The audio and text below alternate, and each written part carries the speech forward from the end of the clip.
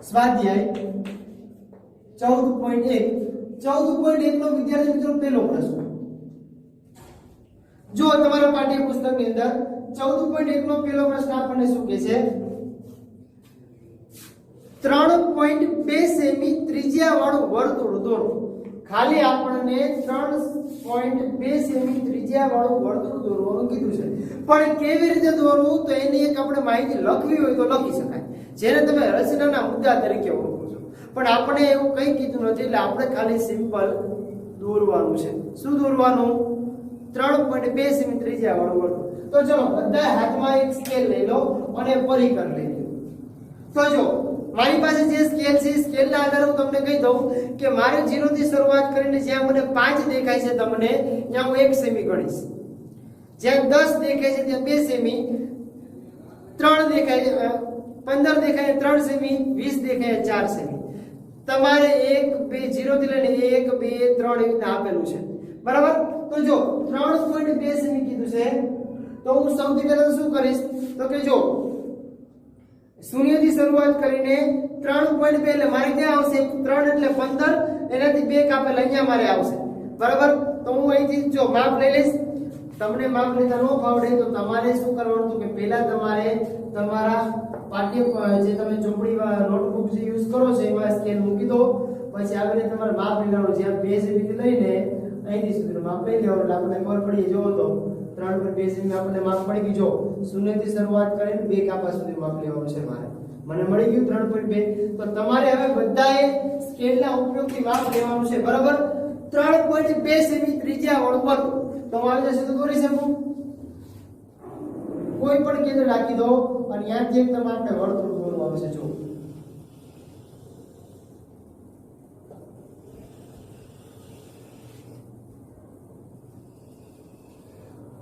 અહીંયા કેન્દ્ર તો કેન્દ્ર દર્શાવી તો હવે હું આની તરફ લખી શકું અહીંયા અને બિંદુ કોઈ પણ દર્શાવી શકું ઓ લખી શકો કે 3.2 સેમી ત્રિજ્યા વાળું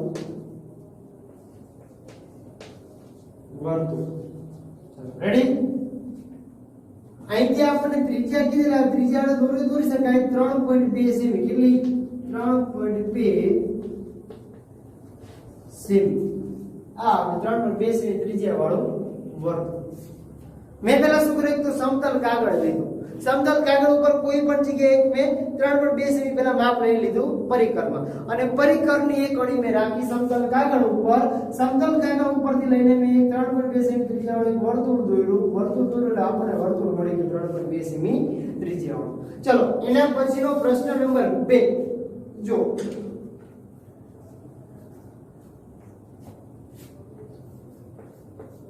પ્રશ્ન નંબર બીજો કે એક જ કેન્દ્ર O લઈને 4 સેમી અને 2.5 સેમી ત્રિજ્યા વાળું વર્તુળ દોરો તો હવે જો હું સીધું તો એક જ કેન્દ્ર લેવાનું છે કેન્દ્ર O તો અહીંયા પહેલા હું લખી નાખું છું કેન્દ્ર O બરાબર હવે પહેલા તો મને 4 સેમી ત્રિજ્યા વાળું વર્તુળ કીધું અને પછી 2.5 ત્રિજ્યા વાળું તો હું 4 સેમી ત્રિજ્યા મેં મારા સ્કેલની અંદર મેં માપ લઈ લીધું છે 4 સેમી ત્રિજ્યા વાળું એટલે મને સમથિંગ આટલું માપ મળે છે તમને 4 સેમી એટલે 0 થી લઈને 4 સેમી તમારા સ્કેલમાં તમારે માપ લેવાનું છે બરાબર તો જો O ને કેન્દ્ર રાખીશું O ને કેન્દ્ર રાખીને મને જે એક માપ કીધું છે માપ હું શું દોરીશ તો હું પહેલા તો કેન્દ્ર હું લઈ લઉં છું મારી રીતે અને અહીંથી મને 4 સેમી ત્રિજ્યા વાળું વર્તુળ કીધું તો 4 સેમી ત્રિજ્યા વાળું વર્તુળ દોરીશ કેટલા સેમી ત્રિજ્યા વાળું 4 સેમી ત્રિજ્યા વાળું જોઈ લો આ 4 સેમી ત્રિજ્યા વાળું મેં વર્તુળ દોરી લીધું બરાબર હવે જો તો 4 સેમી ત્રિજ્યા વાળું તો વર્તુળ મને કીધું પણ એમ કીધું કે આ જ કેન્દ્ર રાખીને તમારે 2.5 તો કે 2.5 એટલે હું સમથિંગ માપ લઈશ મારું કેટલું 10 પોઈન્ટ ઉપરથી થોડું માપ લઈશ એટલે મને થોડું સમથિંગ આવું આટલું કંઈક માપ મળે છે તમે તમારી અંદર જો 2.5 નું માપ લઈ લો તો એટલે મને આને કેન્દ્ર રાખીને માપ લેવાનું કીધું છે આને કેન્દ્ર રાખીને પાસે બીજું વર્તુળ દોરીશ આપણને કેન્દ્ર એક જ રાખવાનું કીધું છે કેન્દ્રમાં ફેરફાર કરવાનો કીધો નથી એટલે અહીંથી આટલું માપ રાખીને હું પાસે વર્તુળ દોરીશ જુઓ તો બે માપના વર્તુળ મેં દોરી લીધા, પણ હવે એ ધ્યાનમાં લેવાનું કે આપણને કેટલા સેમીના માપના કીધા હતા. તો આ જે આપણને માપ કીધું હતું, અહીંથી માપ આ જે વર્તુળ તમને દેખાય છે એ માપ છે આપણું 4 સેમી. કેટલું છે? 4 સેમી. અને આ જે માપ છે એ માપ આપણું કેટલું છે? તો કે 2.5 સેમી. કેટલું છે? 2.5 સેમી. બે વર્તુળ કીધા હતા, બે વર્તુળ આપણે દોરી લીધા.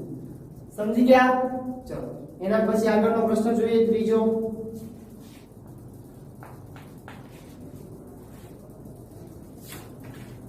હવે જ્યાં તમને આવડે એવું હશે ત્યાં હું તમને જાતે પ્રયત્ન કરવા આપીશ, બરાબર? ચલો હવે એમ કીધું, એક વર્તુળ દોરો, તેના કોઈ પણ બે વ્યાસ દોરતા જઈએ. ચલો કોઈ પણ એક વર્તુળ દોરો, આપણને માપ આપેલું નથી, આપણે આપણા માપનું વર્તુળ દોરવાનું છે, બરાબર? એટલે જો મેં કોઈ પણ એક વર્તુળ પહેલા દોરી લઉં છું. ચલો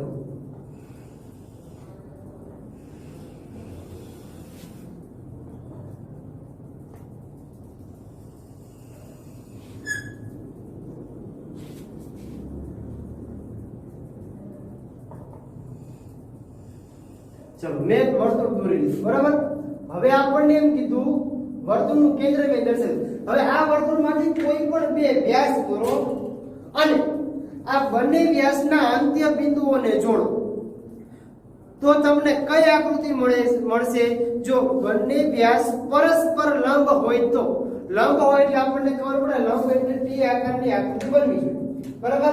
તો આપણે પહેલા તો બે વ્યાસ દોરી લઈએ, જે બે રીતે લંબ થાય છે એવી રીતે, બરાબર?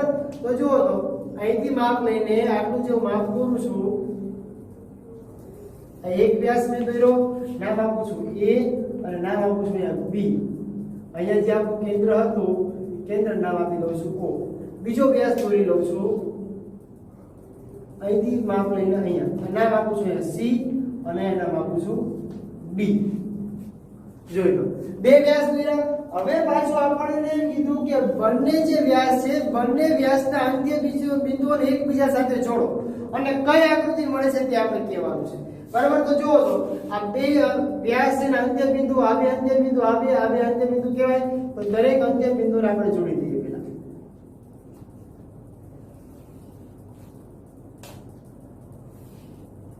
દરેકે દરેક અંત્ય બિંદુને આપણે જોડવાના છે, બરાબર? તો ચલો મેં અંત્ય બિંદુ જોડી દીધા. જુઓ, તો મને એક ચોરસ આકારની એક આકૃતિ મળે છે, એટલે હું આ સીધે સીધું માપ દોરી દઉં છું. જુઓ, તો આપણે એક આકારની આકૃતિ મળે છે. તો જુઓ, તો આપણને કેવી રીતે માપ મળે? તો આપણને ખબર પડી જાય કે ચતુષ્કોણ ADBC અથવા ACBD મળે, જેમાં કયા ખૂણા મળે? તો કે ખૂણો A બરાબર ખૂણો B બરાબર ખૂણો C બરાબર ખૂણો D છે.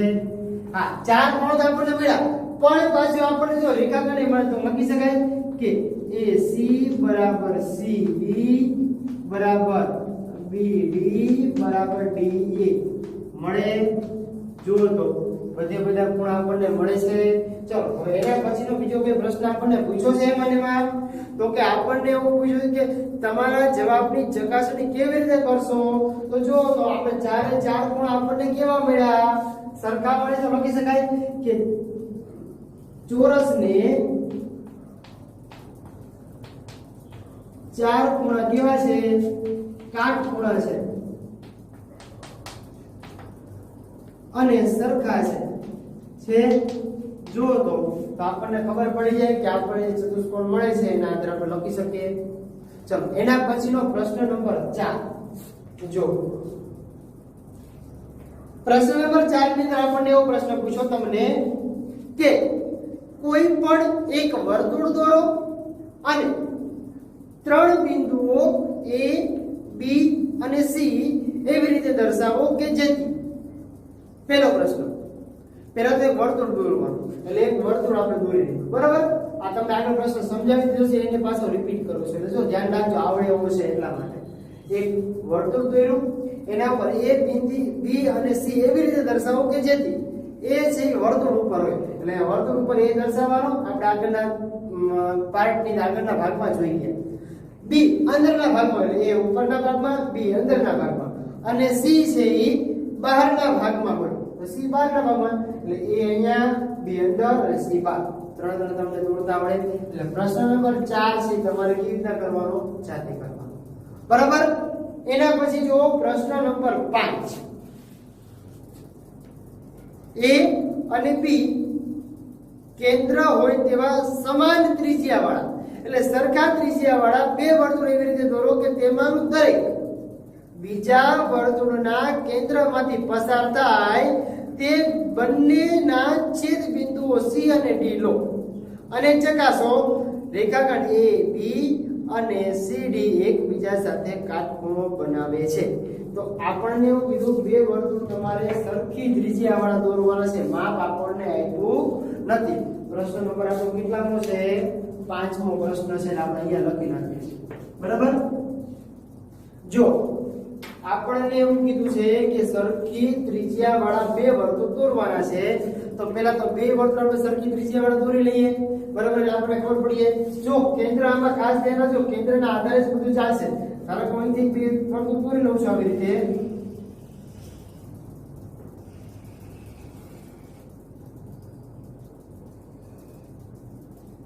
જો એક વર્તુળ મેં અહીંયા દોર્યું બરાબર આનું કેન્દ્ર મને અહીંયા મળ્યું આ જ વસ્તુનું કેન્દ્ર આપણને અહીંયા પણ મળી શકે ને હવે એમ કીધું આપણને બીજું કે આપણે વર્તુળ એવી રીતે દોરવાનું છે કે બીજું વર્તુળ એવી રીતે દોરવાનું કે એકબીજાના કેન્દ્રમાંથી વર્તુળ પસાર થવું જોઈએ બરાબર તો આ વર્તુળના કેન્દ્રમાંથી પસાર થતું બીજું વર્તુળ દોરવું પડે તો આનો ભાગ આપણે અહીંથી લઈ લેજો માપ ફેરવતો નથી માપ આનું આ જ રાખવું છે જો માપ એનું એ જ છે બરાબર તો હવે હું શું કરીશ તો અહીંયા કેન્દ્ર રાખીશ અને આમાંથી પસાર થાય તો બિંદુ એક બીજું વર્તુળ દોરીશ એટલે જો આમાંથી પસાર થયું એવું એક બીજું વર્તુળ દોરું છું બરાબર એટલે બે વર્તુળની સમાન ત્રિજ્યા આપણને મળી જાય જો તો બે સરખા વર્તુળ આપણને મળી ગયા અને બેનું કેન્દ્ર આપણને જો એક કેન્દ્ર અહીંયા મળ્યું અને એક કેન્દ્ર આપણને અહીંયા મળ્યું હવે બંને વર્તુળના કેન્દ્રને તમારે શું લેવાનું છે તો કે C અને D એટલે અહીંયા C અને D તો C અને D પેલા બે જોડી દો તો C અને D બે જોડી દીધા હવે શું કરવાનું તો કે એવું કીધું કે A અને B તો કે બંને વર્તુળના બિંદુ જ્યાં છેદાય છે ત્યાં અહીંયા A છેદાય છે અને અહીંયા છેદાય છે AB તો કે હવે એવું ચકાસો કે CD ને લંબ AB હોય તો આ રીતે તમે લખી શકો છો તો કાટખૂણો એકબીજાને થઈ જાય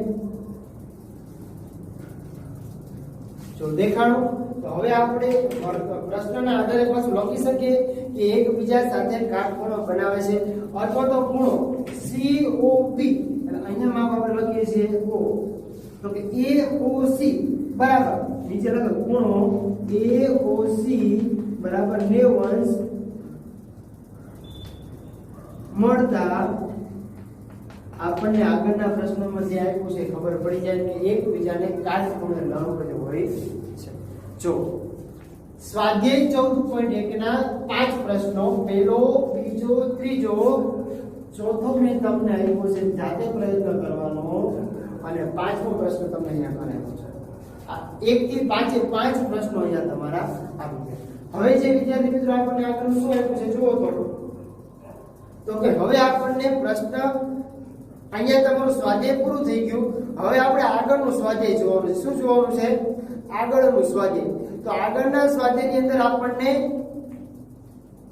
માપપટ્ટીનો ખાસ ઉપયોગ કીધો છે જો સમજો સ્વાધ્યાય સાવ સહેલું છે સ્વાધ્યાય અઘરું નથી પણ જે તમારી સ્કેલ છે સ્કેલ એટલે કે તમારી જે માપપટ્ટી છે માપપટ્ટી તમારે દોરવાની છે તમને જો રેખા કીધું હોય તો રેખા બે બાજુ અનંત સુધી વિસ્તરેલી હોય પણ રેખાખંડ છે રેખાખંડનું ચોક્કસ માપ હોય રેખાખંડનું માપ તમારે રેખાના માપ ઉપરથી મેળવવું હોય તો મેળવી શકાય ચલો આપણે સ્વાધ્યાયની શરૂઆત કરીએ અને એમાં સાથે સાથે સમજશું બરાબર તો ચલો જોતા જઈએ સ્વાધ્યાય 14.2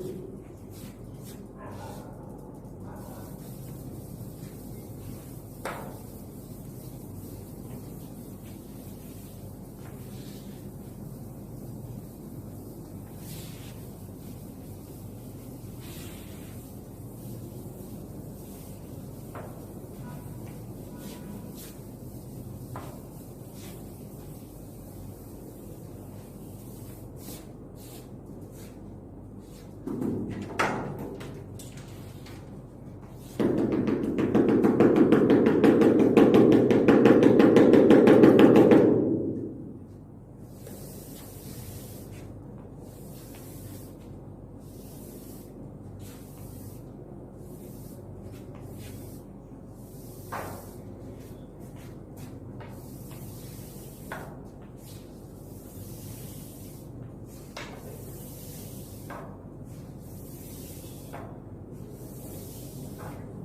चलो स्वाध्याय 14.2 तरफ स्वाध्याय 14.2 એનો પહેલો પ્રશ્ન તો જો એનો પહેલો પ્રશ્ન એવું કહે છે કે માપપટ્ટીનો ઉપયોગ કરીને 7.3 સેમી લંબાઈનો રેખાખંડ દોરો. માપપટ્ટીનો ઉપયોગ કરવાનો છે અને કેટલો કીધો છે તો કે 7.3 સેમી. એટલે અહીંયા મને 7 ક્યાં મળશે તો કે જો અહીંથી 1 2 3 4 5 6 અને 7 7 ને 3 એટલે અહીંયા 1 આ 2 અને 3 એટલે મને માપ મળશે અહીંયા સુધીનું. જો આ શૂન્ય થી લઈને અહીંયા સુધીનું માપ મને કેટલું મળે 7.3 સેમી નું મળે. તો જો સ્કેલનો ઉપયોગ કરીશું. સ્કેલનો ઉપયોગ કરીને અહીંથી આપણે કેટલું કીધું છે માપ તો કે 7.3 એટલે અહીંથી હું શરૂઆત કરે શૂન્ય થી અને આપણે રેખાખંડ કીધો છે એટલે રેખાખંડ આપણે 7.3 એટલે 7 મેળવું અને 3 પોઈન્ટ બીજા આગળ એટલે અહીંયા સુધી આપણે પાછું લાવવાનું જોયું. થઈ ગયો અહીંયા સુધી આ 3 પોઈન્ટ આગળ ના છે બરાબર.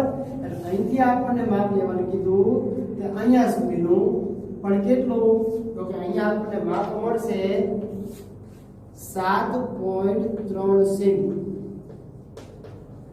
નામ દર્શાવી શકાય. અહીંયા આપું છું A અને અહીંયા આપું છું B એટલે આપણને ખબર પડે કે રેખાખંડ AB કયો કહેવાય તો કે 7 આપેલ માપનો રેખાખંડ AB છે. લખી શકાય આપેલ માપનો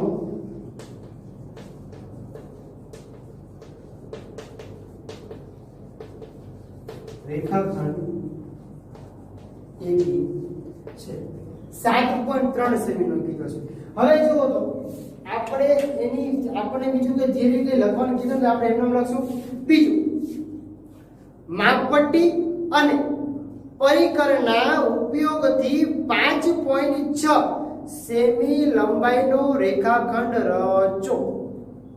સૌથી પહેલા તમને જો મુદ્દા તો તમને ખબર પડી જાય કે એક સમતલ કાગળ લો એના ઉપર સ્કેલના ઉપયોગથી આટલા માપનો રેખાખંડ દોરો. અહીંયા આપણને એવું કીધું હતું કે ખાલી માપપટ્ટીના ઉપયોગથી તમારે રેખાખંડ દોરવાનો છે. હવે બીજા પ્રશ્નમાં આપણને એવું કહે છે કે તમારે માપપટ્ટી અને પરિકરના ઉપયોગથી રચવાનું છે. તો સૌથી પહેલા આપણે અંદાજિત રેખા દોરી લઈએ. આપણને માપની ખબર નથી તો પહેલા તો હું એક રેખા દોરી લઉં છું બરાબર. બીજા પ્રશ્નની અંદર ચલો બીજો પ્રશ્ન અંદાજિત માપની રેખા હું દોરી લઉં છું. તો જો અંદાજિત માપની રેખા મારે દોરવી છે તો અહીંથી હું માપની શરૂઆત કરીશ તો મને માપ અહીંયા આટલું મળશે. આ એક રેખા મેં દોરી લીધી. અંદાજિત રેખા L દોરી છે. નામ આપી દઈએ આપણે રેખા L. હવે એમ કીધું આપણે જો પ્રશ્ન પાછો ફરીથી વાંચું. માપપટ્ટીના ઉપયોગથી 5.6 સેમી લંબાઈનો રેખાખંડ. તો હવે હું રેખા ઉપર કોઈ પણ બિંદુ એક જગ્યાએ નામ આપી દઉં છું. અહીંયા P મને 5.6 કીધું છે તો સ્કેલની અંદર હું પાછો 5.6 એટલે અહીંથી લઈને 1 2 3 4 અને 5 પછી મને આગળના 3 બિંદુ કીધા તો તમારે જો ઝીણા ઝીણા કાપા છે સ્કેલની અંદર 1 2 3 5 લીટો મોટો ને એના પછીનો એક લીટો એટલે હું અહીંયા અંદાજિત માપ લીધું છું અહીંયા 25 એટલે કે 5.6 સુધીનું બરાબર. તો 5.6 સુધીનું માપ લેતા મને કેટલું માપ મળશે તો મને માપ અંદાજે આટલું માપ મને મળે છે બરાબર. મારે જે રેખા મેં દોરેલી છે જો પેલા સ્કેલનો ઉપયોગ મેં કર્યો કોની માટે કર્યો તો કે રેખા દોરવા માટે. હવે પરિકરના ઉપયોગથી હું પાછું જે માપ મને આપ્યું છે માપના આધારે પાછું દોરીશ. તો જુઓ તો અહીંયા આ જે માપ છે આના માપના ઉપયોગથી અહીંયા એક ચાપ દોરીશ એટલે આ માપ આપણને કેટલું મળે તો જુઓ તો ચાપના ઉપયોગથી મેં દોર્યું પરિકરના ઉપયોગથી તો અહીંયા જે મને ચાપ મળી કેટલું મને P અને Q કેટલું મળ્યું આપણને તો કે 5.6 સેમી. તો માપપટ્ટી અને પરિકરના ઉપયોગથી મેં બે દોરી નાખ્યું તો બે વસ્તુ મને મળી 5.6 સેમી. શું મળી ગયું તો કે રેખાખંડ. બરાબર, રેખાના આધારે આપણે રેખાખંડ દોરેલું છે. ચલો હવે એના પછીનો પ્રશ્ન નંબર 3.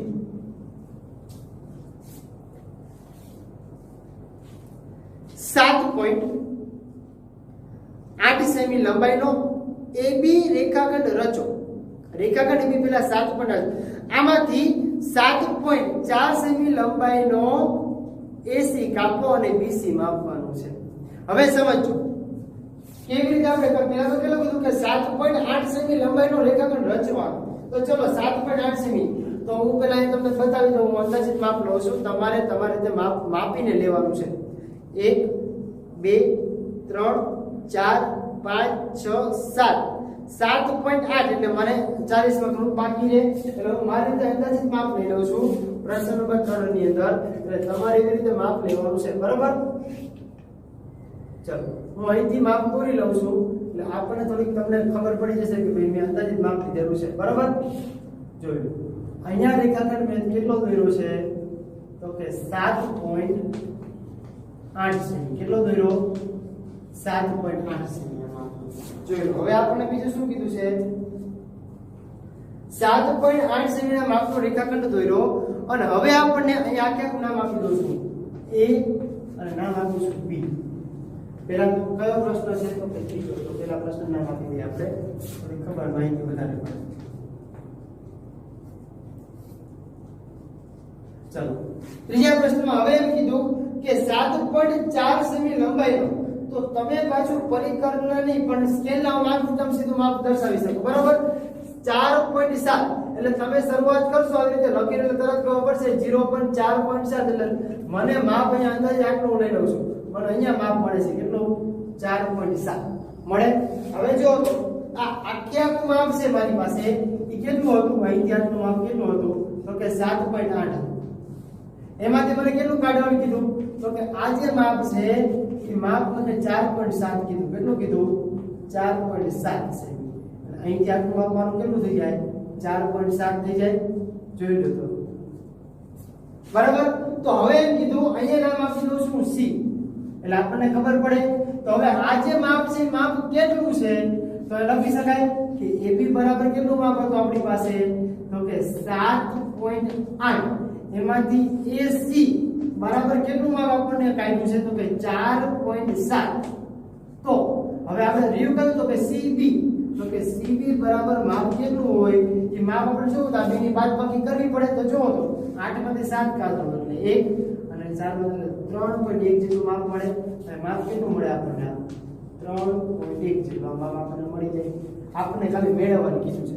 તો તમને આ બધાને આવડે એવું છે. જુઓ તો હવે તમે તમારી રીતે માપ મેળવો તો તમને તરત ખબર પડી જાય. એના પછીનો પ્રશ્ન નંબર 4 જુઓ. 3.9 સેમી લંબાઈનો રેખાખંડ AB આપેલો છે. એટલે તમને ઓલરેડી દોરેલો છે 3.9 સેમી લંબાઈનો રેખાખંડ AB. બરાબર, હવે એમ કે PQ એવો રચો કે જેની લંબાઈ AB ની લંબાઈ કરતા બમણી થાય. એટલે જુઓ તો પહેલા તમને AB આપેલો છે અને PQ તમારે એવો રચો છે એની કરતા બમણી. તો ધારો કે તમને સીધું ડાયરેક્ટ સમજાય તો શું ચોથો પ્રશ્ન આ AB આટલો આપેલો છે ધારો કે અને PQ તમારે એવો રચો અહીં તા ડબલ. તો અહીંથી શરૂઆત કરું P ની. બરાબર, તો જુઓ તો આટલો તો છે આની કરતા ડબલ એટલે આની જેટલો પાછો બીજો થાય એટલે અહીંથી મને આટલો માપ મળે. જુઓ તો અહીંથી આટલું માપ કોનું હતું તો કે AB જેટલું. પણ અહીંયા કેટલું માપ આપણે કીધું તો કે Q જેટલું. ડાયરેક્ટ ડબલ થઈ ગયો. હવે આગળ શું કહે છે આપણને જો કે AB ની લંબાઈ બે કઈ માપીને ચકાસો. તો તમે ધારો કે આ 2 સેમી હોય તો આખું કેટલું થાય? 4 સેમી થાય. એ આપણે માપવાનું છે. સાવ સહેલું છે, તમને આવડે એવું છે એટલા માટે ડાયરેક્ટ સમજાવું છે. જો એના પછીનો પ્રશ્ન નંબર 5 સેમ ટુ સેમ આગળના પ્રશ્ન જેવો છે. 7.3 સેમી લંબાઈનો રેખાખંડ AB અને 3.4 સેમી લંબાઈનો રેખાખંડ CD આપેલ છે. તમને બે વસ્તુ આપેલ છે. એક તો 7.3 સેમી, આ પાંચમો પ્રશ્ન છે. એક આપ્યો છે 7.3 સેમીનો રેખાખંડ. શું નામ આપ્યું છે તો કે AB અને બીજું નામ આપ્યું છે CD એટલે કે 3.4. 3.4 સેમી નો લંબાઈનો અંતર CD આ બે તમને આપેલા છે. હવે એમ કીધું કે AB અને CD ની તફાવતનો જેટલો XY માપીને તમારે રચવાનો છે. તો બરાબર, તો x અને y તમે કેટલું માપીને રચશો એ તમારે જોવાનું છે. બંનેનું જે તફાવત બાકી રહે છે એ રેખાખંડ AB અને CD ના લંબાઈનો તફાવત જેટલો XY રચીને અથવા માપીને ચકાસો. તો તફાવત કેટલો બાકી રહે છે તો જો તો આપણે આંકડાનું માપ આપેલું છે એમાંથી કેટલો તફાવત બાકી રહે, ચાલો કે x અને r નામ આપી દઉં છું. બરાબર, હવે આનો જે તફાવત બેમાં બાકી રહેશે તો આટલો સેમ તફાવત x અને y નો તફાવત આપણને બાકી રહે. ખાલી બાદબાકી કરવાની છે. બાદબાકી કરશો ત્યારે આપણને ખબર પડી જશે. 7.3 માંથી કેટલો તફાવત બાકી રહે તો લખી શકાય કે xy ની લંબાઈ બરાબર તો કે AB - CD. AB કેટલા છે તો કે 7.3 અને 3.4 બેની બાદબાકી કરો એટલે જવાબ તમને મળી જાય. આવો જ પ્રશ્ન છે. બરાબર, ચાલો એના પછીનો પ્રશ્ન અહીંયા તમને જવાબ મળશે 3.9 સેમી જેવો સમ. બરાબર, ચાલો અહીંયા વિદ્યાર્થી મિત્રો તમારું સ્વાધ્યાય 14.2 પૂરું. પહેલો, બીજો, ત્રીજો, ચોથો સમજાવ્યો, પાંચમો સમજાવ્યો બે તમારે સમથિંગ જાતે કરવાના છે. એટલે આગળ જે તમારું ટૂંકમાં આકૃતિ એવું થશે. બરાબર, એટલે અહીંયા સ્વાધ્યાય આપણું કયું પૂરું થયું 14.2. ચલો હવે થોડુંક આગળના સ્વાધ્યાય તરફ ચકાસણી કરવાની છે. કયું સ્વાધ્યાય? સ્વાધ્યાય 14.3 જે તમને આપેલું છે એના આધારે થોડીક આપણે સ્વાધ્યાય 14.3 છે વિદ્યાર્થી મિત્રો સાવ સહેલું છે. જો તમને સ્વાધ્યાય 14 સમજાવતો જઉં છું અને થોડું ઘણું લખાવતો જઉં છું. બરાબર, તમને ખબર પડી જશે. તમને જો સ્વાધ્યાય 14.2 માં ખબર પડી હોય તો એના સેમ ટુ સેમ એક આકૃતિ આપેલી છે એના જેવી બીજી આકૃતિ દોરવાની છે. ચલો થોડુંક સમજાવી દો અને લખાવતો જઈએ. બરાબર, એટલે આપણને ખબર પડી જાય.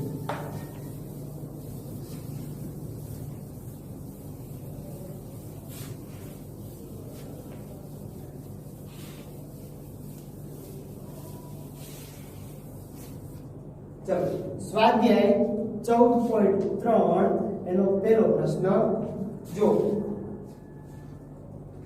શું કે પહેલા પ્રશ્નમાં કોઈ પણ રેખાખંડ PQ દોરો. PQ ને માપ્યા સિવાય રેખાખંડ PQ ની નકલ ની રચના કરો. આપણને પહેલા એમ કીધું કે પહેલા કોઈ પણ માપનો રેખાખંડ દોરો PQ. એટલે હું સીધો આ રેખાખંડ દોરી દઉં છું. જો આના માપું છું P અને હવે નકલ ક્યારે ખબર પડે આપણને તો પેલા કોઈ પણ માપનો રેખા દોરું. રેખામાં આ જ માપનો આપણે દોરવાનું છે તો અહીંથી સેમ ટુ સેમ માપીને તમે દોરી શકો. તમારી પાસે સ્કેલ અને પરિકરના ઉપયોગથી તમે માપીને દોરી શકો. જો આ જ વસ્તુ તમારે કરવાની છે અને જો તમારે લખવું હોય તો લખી શકાય કે જેની માપ ખબર નથી એવું દોર્યું, રેખા એલ ઉપર આપ દોર્યું અને આપણે કીધું PQ ની નકલ કરતો રચના કરો અને નામ આપી દેવાનું A અને B. PQ જેવો થઈ ગયો જોવો તો આટલો જે ભાગ છે એટલો જ આટલો ભાગ થઈ જાય છે. બરાબર, આપણે અંદાજિત માપ લીધું છે એટલા માટે તમારે પરિકરથી માપ દોરીને આ બી તમારે નથી દોરવાનું, ખાલી સમજવા માટે છે. બરાબર, એના પછી બીજો પ્રશ્ન. તો જો બીજો પ્રશ્ન એની જેવો જ છે.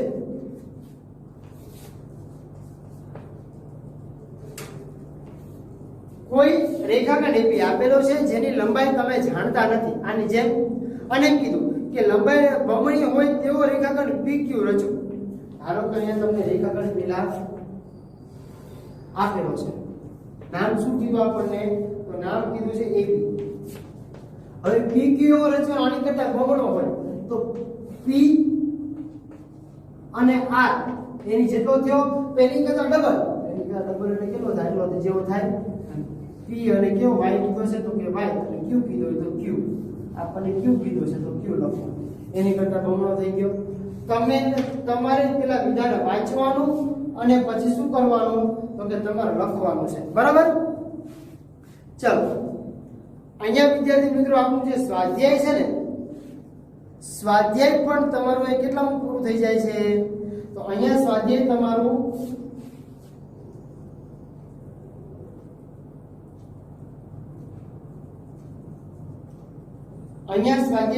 જે તમને 14.3 કીધું છે એ સ્વાધ્યાય 14.3 પર પૂરું. બરાબર, એટલે જો તો આ પાર્ટની અંદર આપણે કેટલા સ્વાધ્યાય 3 સ્વાધ્યાય પૂરા કર્યા. 3 સ્વાધ્યાય સાવ સહેલા છે. કયું કયું તો કે 14.1 14.2 અને 14.3. બરાબર, તો હવે જે આપણે વિદ્યાર્થી મિત્રો જોવાનું છે સ્વાધ્યાય 14.4. એના અમુક દાખલા તમને કરાવી દઉં તો તમને બાકીના બધા દાખલા આવડે એવા છે. બરાબર, તો ચલો તો આપણે થોડીક સમજવાનો પ્રયત્ન કરીએ. પહેલા સ્વાધ્યાય 14.4 ની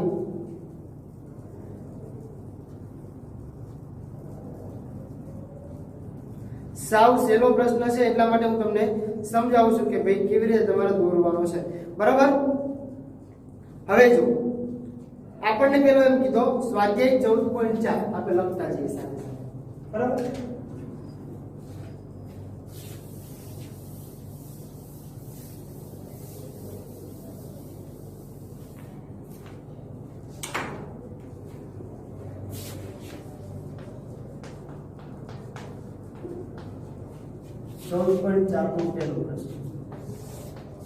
જો કોઈ પણ રેખાખંડ AB દોરો, તેના પર કોઈ પણ બિંદુ M મૂકો અને M માંથી રેખાખંડ AB ને લંબની રચના કરો ને એમ કીધું. માપપટ્ટી અને પરિકરના ઉપયોગથી એને લંબ દોરવાનું છે. કે પહેલા તો કોઈ પણ રેખાખંડ AB દોરો. ચલો સાવ સહેલું છે, કઈ છે નહીં. જો પેલો પ્રશ્ન છે પેલા રેખાખંડ AB આપણે દોરી દો. તો ચલો રેખાખંડ AB મેં દોરી દીધો. હવે એના ઉપર આપણે A અને B કીધું છે ને, A અને B દોર્યો મેં. હવે એના ઉપર કોઈ પણ બિંદુ M મૂકો. તો કોઈ પણ બિંદુ M મૂકો. હવે શું કીધું કે એના આધારે આપણે તમારે શું કરવાનું છે તો કે એને તમારે એના ઉપર એનો લંબ દોરવાનો છે. લંબ તમે કેવી રીતે દોરશો તો એ તમારે સમજવાનું છે. બરાબર, તો જો સૌથી પહેલા તો આપણે શું સમજવાનું તો કે M ને તમે કેન્દ્ર રાખી દો. બરાબર, અંદાજિત માપ લેવાનું છે. M ને કેન્દ્ર રાખ્યું તો ચલો M ને કેન્દ્ર રાખીને એક અર્ધવર્તુળ રચું છું. પહેલા જો લંબ દોરવા માટેની વાત છે. આ મેં એક M ને કેન્દ્ર રાખી એક M ને કેન્દ્ર રાખી એક અર્ધવર્તુળ રચું. બરાબર, બધાને સમજી જાય છે. હવે શું કરીશ, લંબ દોરવો છે એટલે T આકાર જેવું થાય. બરાબર, લંબ એટલે જો આને કેન્દ્ર રાખી બે પાસે એક ચાપ મારી છે એટલે 60 થશે, અને આને ચાપ મારી બીજી થશે 90. બેને વારા પરથી કેન્દ્ર રાખી દો અને બેને ચાપ મારી દો. ચલો જો તો ક્યાંય છેદાય છે વચમાં તો કે હા છેદાય છે. તો જ્યાં છેદાય છે ત્યાંથી આપણે એક લંબ દોરતું હોય, લંબ થાય એવી રીતે આપણે માપ દોરવાનું છે. જુઓ આ એને લંબ થઈ ગયું. આટલી જ વાત છે, બીજું કંઈ જ સમજવાનું છે નહીં. સાવ સહેલો છે. અહીંયા તમે કોઈ પણ નામ આપી દો, એના નામ આપણે આપી દઈએ C, એટલે C અને M બે નામ થઈ ગયું. પછી તમે મુદ્દા લખવાના કીધા હોય તો તમે મુદ્દા તમારા જાતે તમને આવડી જાય એવા છે.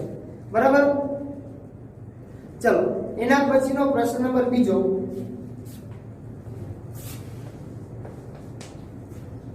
પ્રશ્ન નંબર 2 ની અંદર તમને શું કીધું કે કોઈ પણ રેખાખંડ PQ દોરો, તેના પર ન હોય તેવું બિંદુ R લો.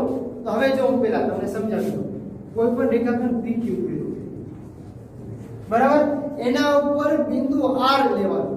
તો એના ઉપર બિંદુ એક મેં R લઈ લીધું. જો આપણને ખબર નથી R બિંદુ લેવાનું કીધું, આપણે R બિંદુ લઈ લીધું. હવે એમ કીધું કે R માંથી પસાર થતી PQ ને લંબ રેખા રચો. માપપટ્ટી અને કાટખૂણિયાનો ઉપયોગ કરીને. તો માપપટ્ટી અને કાટખૂણિયાનો ઉપયોગ તમારે જો કરવો હોય તેના ઉપયોગથી તમારે શું દોરવાનું છે તો કે એના ઉપયોગથી તમારે લંબ દોરવાનો છે. તો કે PQ લંબ RM થાય એવી રીતે. બરાબર, તો જુઓ તો સ્કેલ છે અને કોણ માપક છે. તો એના માપના આધારે તમે લંબ આવી રીતે દોરી શકો.